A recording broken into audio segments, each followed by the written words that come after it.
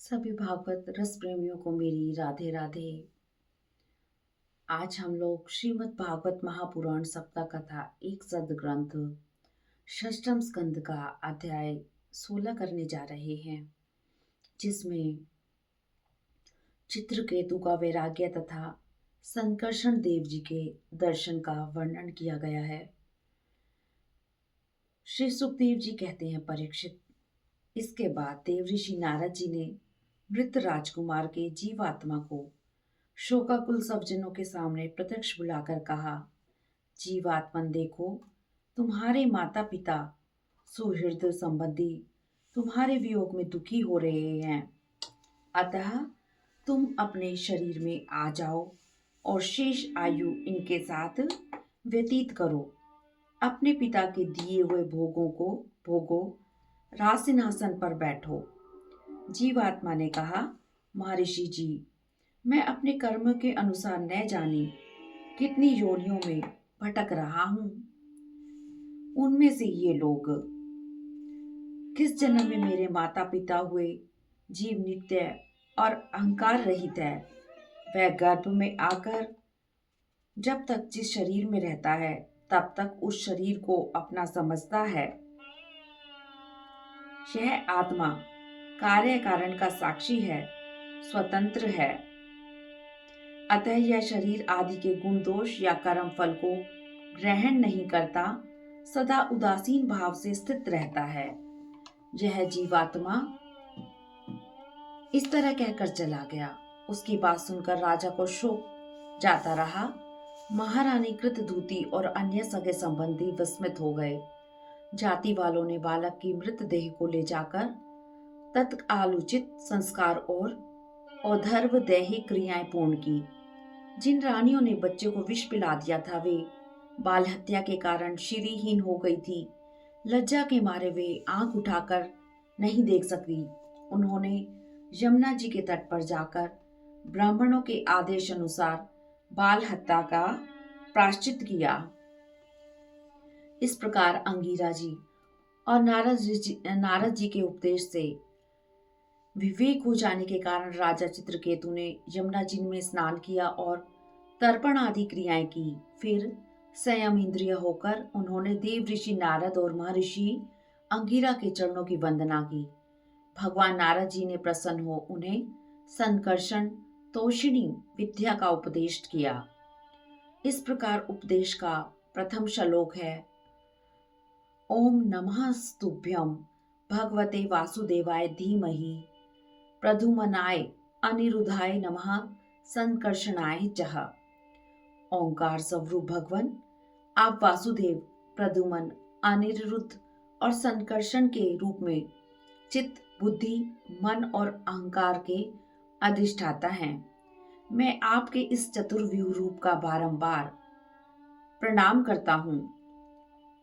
इस प्रकार इस महाविद्या के प्रथम 5 श्लोक में भगवान की प्रार्थना कर उन्हें प्रणाम किया गया है। छठे श्लोक में रक्षा की प्रार्थना है और 7वें अर्थात अंतिम श्लोक में भगवान की सर्वश्रेष्ठता को सिद्ध किया गया है, जो इस प्रकार है, ओंकार स्वरूप महाप्रभावशाली महाविभूतिपति भगवान महापुरुष को नमस्कार है। बड़े बड़े भक्त लोग आपके चरण युगल की सेवा अपने हाथों से करते रहते हैं। हे नाथ, आप ही सर्वश्रेष्ठ हैं। मैं आपको बार बार नमस्कार करता हूँ। अगला श्लोक है, ओम नमो भगवते महापुरुषाय महानुभावाय महाविभूतिपतये सकल सात्वत परिवृड निकरकर कमल कुंगमलो लोभ लालित चरणा अरविंद जुगल परम परमेष्ठिन नमस्ते है। देव ऋषि नारद जी चित्रकेतु को इस विद्या का उपदेश करके महर्षि अंगिरा के साथ ब्रह्मलोक को चले गए। राजा चित्रकेतु ने इस विद्या का देव ऋषि नारद के आज्ञा अनुसार 7 दिन तक केवल जल पीकर बड़ी एकाग्रता के साथ अनुष्ठान किया।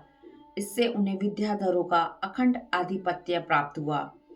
अब वे शेष भगवान शेष जी के समीप पहुंच गए। भगवान शेष का दर्शन करते ही चित्रकेतु के सारे पाप नष्ट हो गए। भक्ति भाव की बाढ़ से गदगद हो भगवान शेष को नमस्कार किया और स्तुति की। हे अजित, जितेंद्रिय, समदर्शी साधकों ने आपको जीत लिया है। आपने भी अपने सौंदर्य, माधुर्य, कारुण्य आदि गुणों से उन्हें अपने वश में कर लिया है। निष्काम भाव से आपका भजन करने वालों को आप स्वयं को दे देते हैं। आप धन्य हैं। इस प्रकार श्लोक 34 से 45 तक 15 श्लोकों से चित्रकेतु ने भगवान की स्तुति की। अंतिम श्लोक में वह प्रार्थना करते हैं, आपकी चेष्टा से शक्ति प्राप्त करके ब्रह्मा आदि लोकपालगण चेष्टा करने में समर्थ होते हैं। आपकी दृष्टि से जीवित होकर ज्ञान इंद्रियां अपने अपने विषयों को ग्रहण करने में समर्थ होती हैं। यह भूमंडल आपके सिर पर सरसों के दाने के समान जान पड़ता है। मैं आप सहस्त्र शीर्षा भगवान को नमस्कार करता हूँ। श्री सुखदेव जी कहते हैं, राजन, चित्रकेतु की स्तुति से प्रसन्न हो। श्री अनंत भगवान ने कहा, चित्रकेतु, देव ऋषि नारद और महर्षि अंगिरा ने तुम्हें मेरे संबंध में जिस विद्या का उपदेश दिया है, उससे और मेरे दर्शन से तुम सिद्ध हो चुके हो। यह मनुष्य योनि ज्ञान और विज्ञान का मूल स्रोत है। जो इसे पाकर भी अपने आत्म स्वरूप परमात्मा को नहीं जान पाते, उसे कहीं किसी भी योनि में शांति नहीं मिल सकती। श्री अनंत भगवान चित्रकेतु को इस प्रकार समझा बुझाकर उनके सामने ही वहां से वे अंतर्ध्यान हो गए।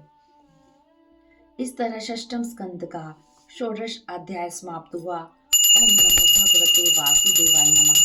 ओम नमो भगवते वासुदेवाय नमः। अध्याय 17, चित्रकेतु को पार्वती जी का श्राप। श्री सुखदेव जी कहते हैं, राजन, चित्रकेतु भगवान जिस दिशा में अंतर्ध्यान हुए थे, उस दिशा को नमस्कार करके भगवान की दिए हुए विमान पर आरूढ़ हो आकाश मार्ग से स्वच्छंद विचरने लगे। एक दिन विचरते हुए उन्होंने देखा कि भगवान शंकर जी बड़े बड़े मुनियों की सभा में सिद्ध चारणों के बीच भगवती पार्वती जी को गोद में लेकर बैठे हुए हैं। चित्रकेतु विमान पर चढ़े हुए ही उनके पास चले गए और भगवती पार्वती को सुना सुनाकर जोर से हंसने और कहने लगे, ये सारे जगत के धर्म शिक्षक हैं, गुरुदेव हैं। इनकी यह दशा कि भरी सभा में अपनी पत्नी को चिपकाकर बैठे हुए हैं। प्राय साधारण पुरुष भी एकांत में ही स्त्रियों के साथ उठते बैठते हैं, किंतु ब्रह्मवादियों के सभापति जटाधारी की निर्लज्जता तो देखिए। अगाध बुद्धि वाले शंकर जी हंसने लगे, कुछ बोले नहीं। चित्रकेतु को सिद्ध होने का बड़ा घमंड था। भगवान शंकर जी के प्रभाव को नहीं जानते थे। पार्वती जी ने उनकी यह दृष्टता देखकर क्रोध से कहा, ब्रह्मा आदि समस्त महापुरुष जिनके चरण कमलों का ध्यान करते हैं, उन्हीं मंगलों का मंगल करने वाले साक्षात जगत गुरु भगवान का इस क्षत्रिय ने अपमान किया है, शासन करने की चेष्टा की है। अतः यह ढीठ सर्वदा दंड का पात्र है। इसे अपने बड़प्पन का बड़ा अभिमान है। यह भगवान के चरण कमलों की शरण में रहने योग्य नहीं है। इतना कहकर जगदम्बा पार्वती जी ने चित्रकेतु को संकेत करके शाप दे दिया। इसलिए हे दुष्ट बुद्धि वाले चित्रकेतु, तुम पाप में असुर योनि में जाओ। ऐसी स्थिति में तुम किसी महापुरुष का अपराध नहीं कर सकोगे। तुम्हारा अभिमान चूर्ण चूर्ण हो जाएगा। शाप को प्राप्त चित्रकेतु विमान से उतर पड़े। सिर झुकाकर भगवती पार्वती जी को प्रसन्न करने लगे। माता पार्वती जी, मैं बड़ी प्रसन्नता से अपने दोनों हाथ जोड़कर आपका शाप स्वीकार करता हूँ, क्योंकि देवता लोग मनुष्यों के लिए जो कुछ कह देते हैं, वह उनके प्रारब्ध अनुसार मिलने वाले फल की पूर्व सूचना मात्र होती है। पति प्राण देवी, मैं शाप से मुक्त होने के लिए आपको प्रसन्न नहीं कर रहा हूँ। मैं तो ये चाहता हूँ कि आपको मेरी जो बात अनुचित लगे उसके लिए क्षमा करें। श्री सुखदेव जी कहते हैं, राजन, विद्याधर चित्रकेतु भगवान शंकर और पार्वती जी को इस प्रकार प्रसन्न करके उनके सामने विमान पर सवार होकर वहां से चले गए। इससे उन लोगों को बड़ा विस्मय हुआ। तब भगवान शंकर ने सबके सामने ही भगवती पार्वती जी से कहा, देवी, भगवान के दास अनुदासों की महिमा तुमने अपनी आंखों देख ली। भगवान के शरणागत किसी से भी नहीं डरते। यह परम भाग्यवान चित्रकेतु उन्हीं का प्रिय अनुचर, शांत एवं समदर्शी है। मैं भी भगवान का ही प्रिय हूँ, इसलिए तुम्हें भगवान के प्रिय भक्त के संबंध में किसी प्रकार का आश्चर्य नहीं करना चाहिए। भगवान शंकर जी की बात को सुनकर भगवती पार्वती की चित्तवृत्ति शांत हो गई और उनका विस्मय जाता रहा। चित्रकेतु भी भगवती पार्वती जी को शाप दे सकते थे, किंतु उन्हें शाप न देकर उनका शाप सिर चढ़ा लिया। यही साधु का लक्षण है। यही चित्रकेतु दानव योनि का आश्रय लेकर त्वष्टा के दक्षिणाग्नि से पैदा होकर वृतासुर नामक असुर हुए। वहां भी ये भगवत स्वरूप के ज्ञान एवं भक्ति से परिपूर्ण ही रहे। जो पुरुष प्रातःकाल मौन होकर श्रद्धा भक्ति से भगवान का स्मरण करते हुए इस पाठ का पाठ करता है, वह संपूर्ण बंधनों से मुक्त हो जाता है और उसे परम गति प्राप्त होती है, क्योंकि यह कथा समस्त विष्णु भक्तों का महत्म्य है। इस तरह षष्ठम स्कंद का सप्तदश अध्याय समाप्त हुआ। ओम नमो भगवते वासुदेवाय नमः। अध्याय 18 अदिति और दिति की संतानों की तथा मरुद गणों की उत्पत्ति का वर्णन। श्री सुखदेव जी कहते हैं, राजन, सविता की पत्नी प्रश्नि के गर्भ से सावित्री, व्याहृति, त्रयी, अग्निहोत्र, पशु, सोम, चतुर्मास्य और पंच महायज्ञ, ये 8 संतानें हुई। भग की पत्नी सिद्धि ने महिमा, विभु और प्रभु, ये 3 पुत्र और आशीष नाम की एक कन्या उत्पन्न की। धाता की 4 पत्नियां थी, कुहू, सिनीवाली, राका और अनुमति। उनसे क्रमशः साय, दर्श, प्रातः और पूर्णमास, ये 4 पुत्र हुए। धाता के छोटे भाई विधाता की पत्नी क्रिया से पूरिष्य नाम के 5 अग्नियों की उत्पत्ति हुई। वरुण जी की पत्नी चर्षणी से भृगु जी ने पुनः जन्म ग्रहण किया। इसके पहले वे ब्रह्मा जी के पुत्र थे। महायोगी वाल्मीकि जी भी वरुण के पुत्र थे। वाल्मीकि से पैदा होने के कारण उनका नाम वाल्मीकि पड़ गया। उर्वशी को देखकर मित्र और वरुण दोनों का वीर्य स्खलित हो गया था। उसे उन लोगों ने घड़े में रख दिया। उसी से मुनिवर अगस्त्य और वशिष्ठ जी का जन्म हुआ। मित्र की पत्नी थी रेवती। उनके 3 पुत्र हुए, उत्सर्ग, अरिष्ट और पिपल। इंद्र की पत्नी पुलोम नंदिनी शची से जयंत, ऋषभ और मीढवान, ये 3 पुत्र हुए। वामन भगवान की पत्नी कीर्ति से वृहच्छल लोक नाम का पुत्र हुआ। उसके सौभाग्य आदि कई संतानें हुई। कश्यप की दूसरी पत्नी दिति से 2 पुत्र हुए, हिरण्यकशिपु और हिरण्याक्ष। हिरण्यकशिपु की पत्नी दानव जंब की पुत्री कयाधु से सनहलाद, अनुहलाद, हलाद और पहलाद, ये 4 पुत्र हुए। इनकी सिन्हिका नाम की एक बहन थी। उसका विवाह विप्रचिति नामक दानव से हुआ। उससे राहु नामक पुत्र की उत्पत्ति हुई। सनहलाद की पत्नी कृति से पंचजन नामक पुत्र हुआ। हलाद की पत्नी धमनी से वातापी और इतवल नामक 2 पुत्र हुए। इलवल ने ही महर्षि अगस्त्य के आतिथ्य के समय वातापी को पकाकर खिला दिया था।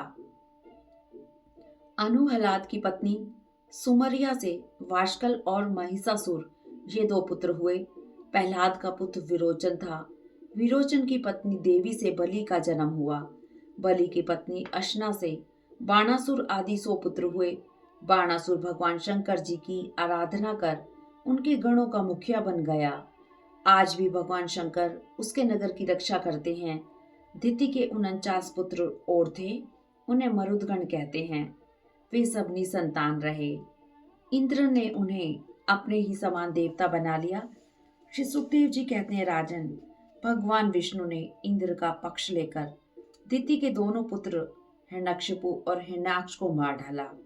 अतः दिति शोक की आग से उद्दीप्त क्रोध से जलती हुई पति कश्यप जी से बोली। कुछ काल बीत जाने पर उनकी सेवा से अति प्रसन्न हो कश्यप जी ने कहा, कल्याणी, मैं तुम्हारी सारी अभिलाषाएं पूर्ण कर दूंगा, जो चाहे सो मांग लो। दिति ने कहा, ब्राह्मण, यदि आप मुझ पर प्रसन्न हैं तो मुझे ऐसा अमर पुत्र दीजिए जो इंद्र को मार डाले। दिति की बात सुनकर कश्यप जी खिन्न होकर पछताने लगे। मन ही मन अपनी भर्त्सना करके तनिक रुष्ट होकर उन्होंने कहा, कल्याणी, यदि तुम मेरे बताए हुए व्रत का 1 वर्ष तक विधि पूर्वक पालन करोगी तो तुम्हें इंद्र को मारने वाला पुत्र प्राप्त होगा, किंतु यदि नियम में किसी प्रकार की त्रुटि करोगी तो वह देवताओं का मित्र बन जाएगा। दिति ने कहा, मैं उस व्रत का पालन करूंगी, कृपा करके आप उसकी विधि बतलाइए।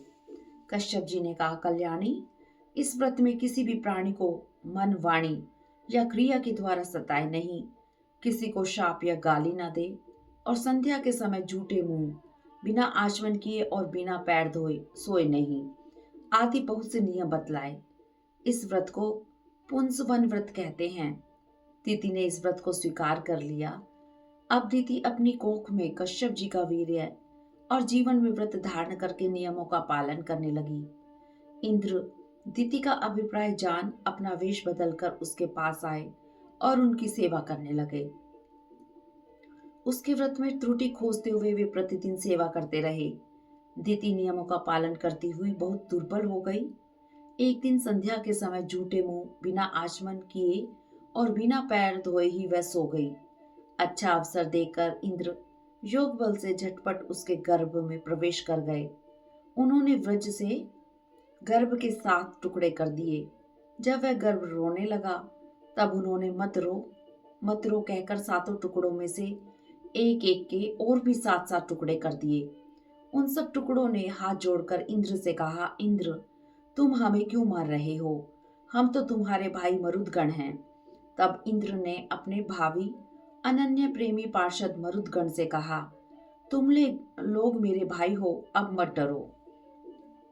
अब वे 49 मरुदगण इंद्र के साथ मिलकर 50 हो गए। इंद्र ने उन्हें सोमपाई देवता बना दिया। जब दिति की आंख खुली तब उसने देखा कि उसके अग्नि के समान तेजस्वी 49 बालक इंद्र के साथ हैं। वह बहुत प्रसन्न हुई। इस प्रकार दिति इंद्र के शुद्ध भाव से संतुष्ट हो गई। उससे आज्ञा लेकर इंद्र ने मरुदगणों के साथ उसे नमस्कार किया और स्वर्ग में चले गए। इस तरह षष्ठम स्कंद का 18 अध्याय समाप्त हुआ। ओम नमो भगवते वासुदेवाय नमः। ओम नमो भगवते वासुदेवाय नमः।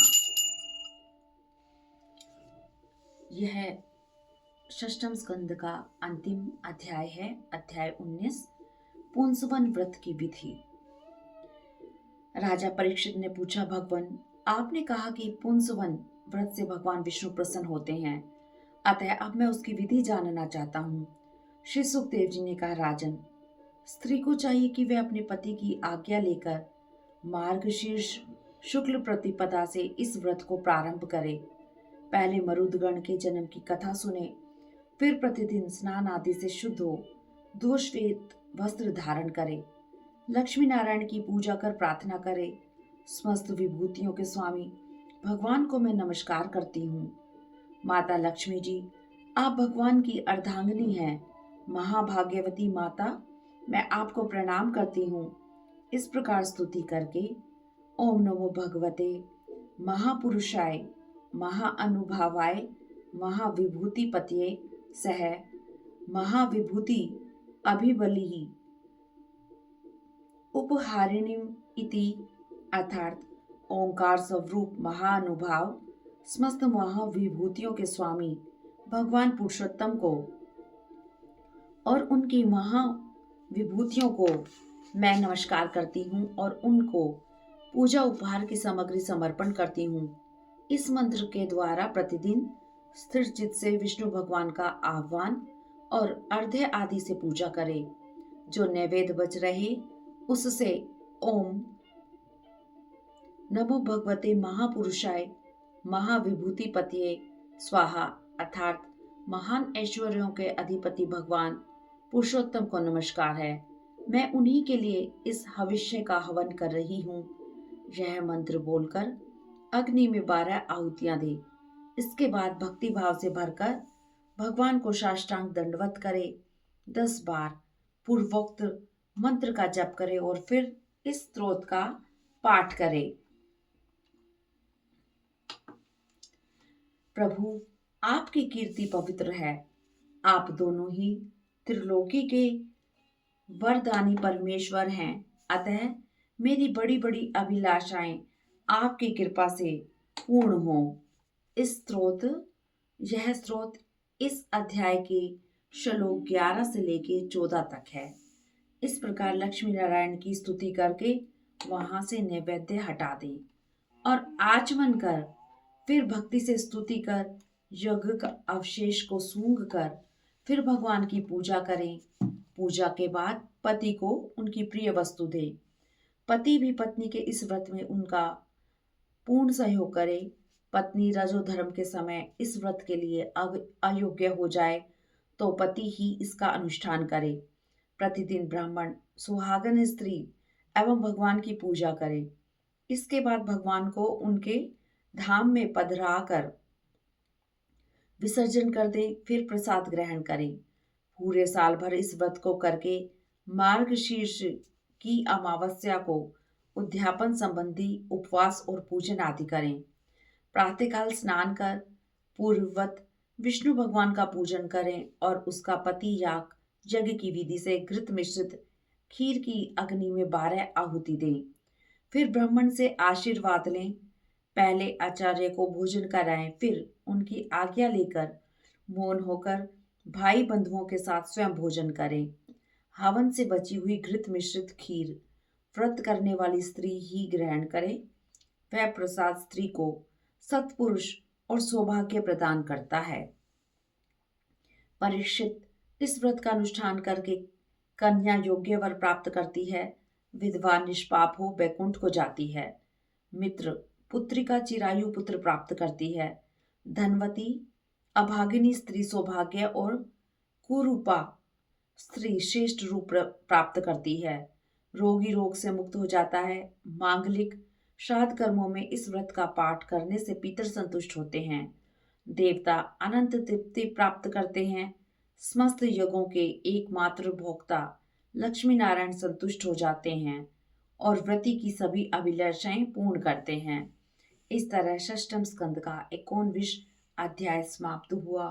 ओम नमो भगवते वासुदेवाय नमः। ओम नमो भगवते वासुदेवाय नमः। षष्ठम स्कंद का यह आखिरी अध्याय था और इसके साथ ही श्रीमद् भागवत महापुराण सप्ताह कथा एक सदग्रंथ का षष्ठम स्कंद समाप्त हुआ। अगला अध्याय हम सप्तम स्कंद का करेंगे, जिसमें कि ज्ञान योग, भक्ति योग और कर्म योग का वर्णन किया जाएगा और नारद युधिष्ठिर संवाद और जय विजय की कथा अगले सप्तम स्कंद में हम आपको सुनाएंगे। तब तक के लिए राधे राधे। ओम नमो भगवते वासुदेवाय नमः। ओम नमो भगवते वासुदेवाय नमः। हरि ओम तत्सत। हरि ओम तत्सत।